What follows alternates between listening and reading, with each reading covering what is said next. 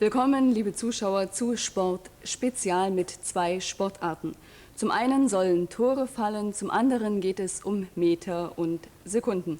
Wir berichten vom FDGB-Pokal im Handball aus Rostock und auch mit der zweiten Sportart bleiben wir im Norden unseres Landes. Die Leichtathleten sind in Neubrandenburg zu Gast. Die Senioren empfehlen sich dort für die Weltmeisterschaften und die Junioren greifen nach Meisterschaftsmedaillen.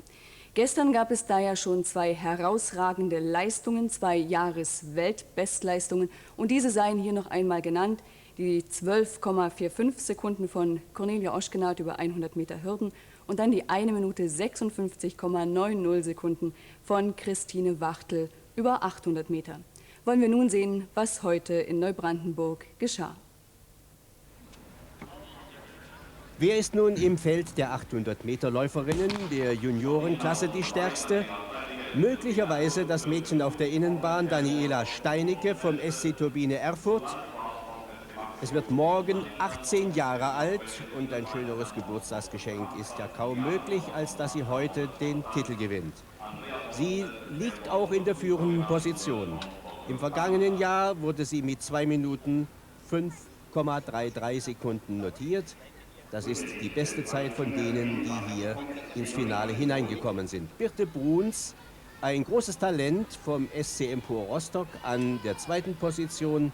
Dann Norma Dittner vom SC Dynamo Berlin. Die 3 jungen Mädchen liegen zurzeit vorn.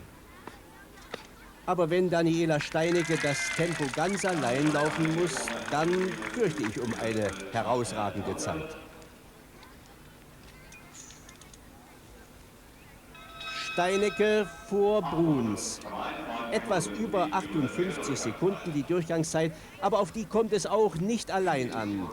Wichtiger und entscheidend ist, was jetzt auf den nächsten 100 Metern passiert. Der Schritt der Erfurterin scheint länger zu werden, aber die Rostockerin lässt sich auch nicht abschütteln. Die anderen fallen langsam, aber sicher immer weiter zurück. Tatsächlich wird sich's zwischen diesen beiden entscheiden. Im vergangenen Jahr war ein Unterschied von 1 Sekunde zwischen beiden, 2:05 und 2:06. Steinecke vor Bruns. So steht's in den Statistiken. Und die Reihenfolge heute, so oder andersherum. Birte Bruns scheint den stärkeren Spruch zu haben. Sie hat sich ja auch lange Zeit hinter der Erfurterin ein wenig schonen können. Jawohl, es gibt einen Rostocker Sieg. Bruns vor Steinecke auf Platz 3. Susanne Schwab vom SC Magdeburg. Die Zeit 2 Minuten 00,7. Das ist eine sehr, sehr gute Zeit. Denn stellen Sie sich vor, der Junioren-Weltrekord von Christine Wachtel aus Neubrandenburg gehalten, liegt bei 1 Minute 59,4. Also da blieben die jungen Mädchen heute, die Siegerin Birte Bruns, nicht einmal 1 Sekunde zurück. Klasse Leistung sogar. Unser Weltrekordler Jürgen Schult. Aber an seine Vorjahrsweite in diesem Stadion will ich gar nicht erinnern. Wir wollen uns lieber an seiner diesjährigen Bestleistung erst einmal orientieren. 67,94 Meter. Und wenn die Linien hier richtig gezogen sind, dann hat er diese Weite sogar im ersten Wurf heute übertroffen. Das wäre eine wunderbare Steigerung für den Schweriner, der schon in Potsdam einen sehr guten Eindruck hinterließ bei seinen 67,94 Meter.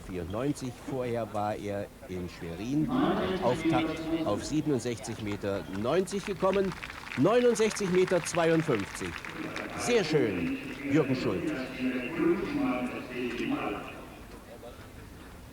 Ja, und wir gehen zu einem Staffeltest, kann man sagen. Nationalmannschaft auf der Bahn 3 mit Truppel, Brinkmann, mit Prenzler und Emmelmann. Dann eine B-Staffel mit Schulz, mit Heimrath, mit Schwabe und Lassler auf der 4.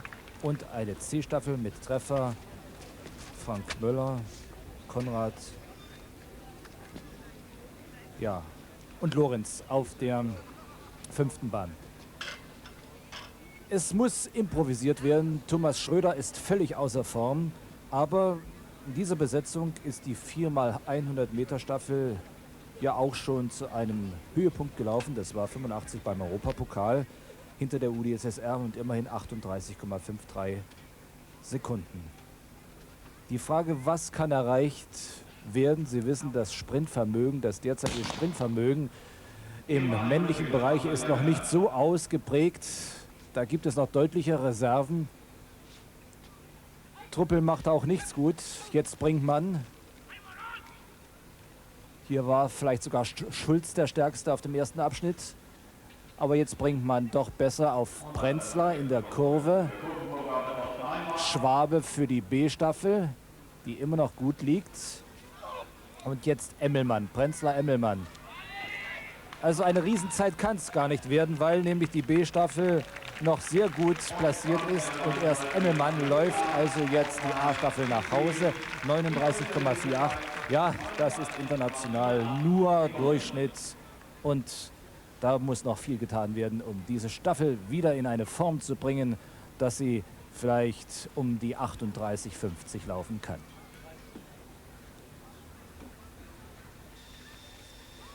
Wie gewohnt rückt Silke Gladisch in die Startposition unserer Auswahlstaffel über 400 Meter, 4x100 Meter der Frauen. Aber an der zweiten Position gibt es eine Änderung. Kerstin Behrendt aus Leipzig, die Junioren-Europameisterin. Sie hat Sabine Günther in die zweite Staffel verdrängt. Heike Morgenstern für die zweite Staffel am Start. Kerstin Knabe, die Hürdenläuferin, für die dritte. Innen die Nationalstaffel. Silke Gladisch schickt Kerstin Behrendt als Erste. Duell zwischen Behrendt und Günther. Gleich auf, möchte man meinen. Wechsel auf Ingrid Auerswald, der war nicht so reibungslos. Das ist kein Wunder, denn er wird ja auch zum ersten Mal im Wettkampf geprobt. Ganz außen Cornelia Oschkenatt, die gestrige 100 Meter Hürdensiegerin mit einem guten Lauf in der Kurve. Und das Duell heißt diesmal Marlies Göhr gegen Heike Pehle, auch eine Hürdenläuferin. 42,38, das ist für diese Besetzung eine passable Zeit. Silke Gladisch, Kerstin Behrendt, Ingrid Auerswald, Marlies Göhr. 42,38 Sekunden. Das ist der Auftakt der Nationalstaffel in diesem Jahr. Und Volker May läuft an zu seinem zweiten Versuch. Jürgen Schult hatte einen Ungültigen, der war zwischenzeitlich dran. Aber das waren wohl 17 Meter, oder? Also zumindest war es hart an diese Marke heran. Soweit möchte ich mich schon fast auf der Gegenseite dieser Dreisprunganlage festlegen.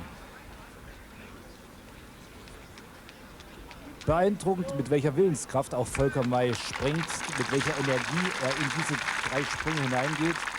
Das ist nicht ganz einfach, das tut zuweilen sogar weh. 17 Meter und 3 Zentimeter, also er hat erst einmal die 17 Meter. Also ein ungültiger Versuch folgte den 69,52 Metern.